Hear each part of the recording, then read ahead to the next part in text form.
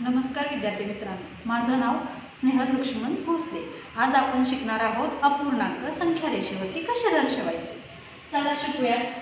आपला घटक आहे अपूर्णांक।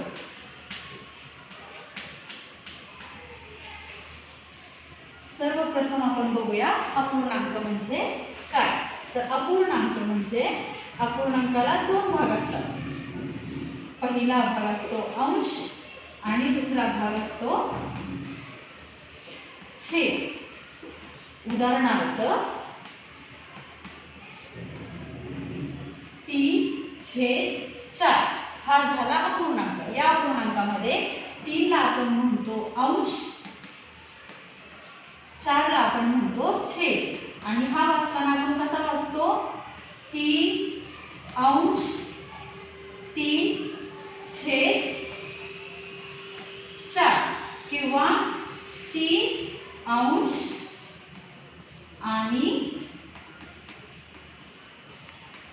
छेद 4।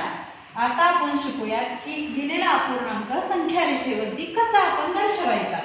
तर ही आहे संख्या रेषा।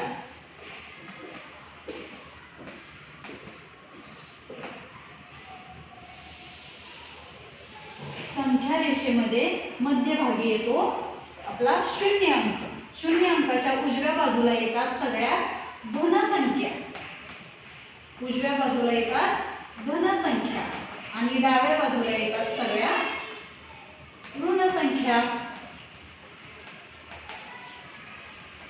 ऋण संख्या म्हणजे -1, -2, -3। आता आपला आहे हा दिलेला अपूर्णांक 3/4। 3/4 म्हणजे काय?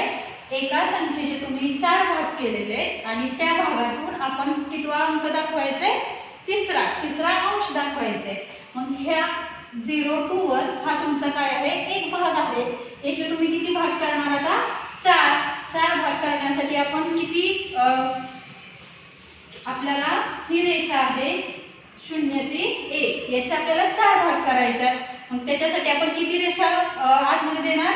1 2 3 झाले 4 भाग। हा पहिला भाग, हा दुसरा, हा तिसरा आणि हा चौथा भाग। आणि याच्यामध्ये पुन्हा आपण दर्शवताना इथं काय दर्शवणार?